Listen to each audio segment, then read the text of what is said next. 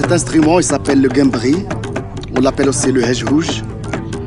Et le nom d'origine, c'est le gogo, le nom africain. C'est l'instrument de base de la musique gnawa. C'est une sorte de basse traditionnelle avec cette forme rectangulaire et couverte par une peau de chameau, et notamment le cou de chameau. C'est la table d'harmonie. Les cordes sont généralement en boyau de chèvre. C'est un instrument qui est à la fois mélodique, c'est une basse mélodique, et en même temps il est percutif. C'est pour cela qu'on a un pot, on fait la percussion avec aussi.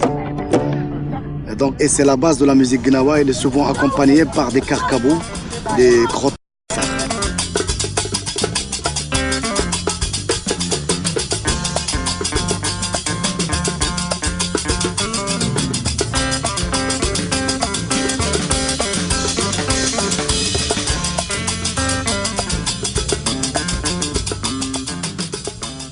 J'ai deux cultures. J'ai une culture traditionnelle, gnawa. J'ai grandi dans la musique gnawa, une musique de trance, de rituel, et qui est d'origine de l'Afrique de l'Ouest. Et j'ai aussi le côté académique, parce que j'ai été au conservatoire, j'ai étudié la guitare classique, et j'ai enseigné la guitare classique. Je suis entre ces deux cultures-là. Et donc, le style que j'ai fait, c'est entre tradition et modernité.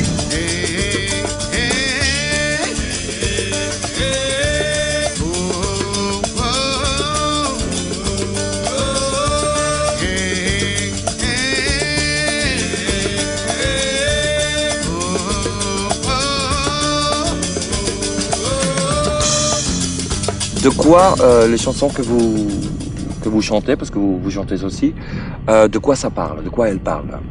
Dans mon répertoire, il y a toujours des morceaux traditionnels gnawa. Que ça parle de l'Afrique, des ancêtres, de nos ancêtres, des tribus africaines d'où sont venus les gnawa. On parle généralement des Fulani, des Hausa, des Bambara, des Djerma, de plusieurs tribus de l'Afrique de l'Ouest. Et il y a une autre partie qui est plus trance, où on invoque les esprits avec des couleurs, comme dans le rituel de vaudou.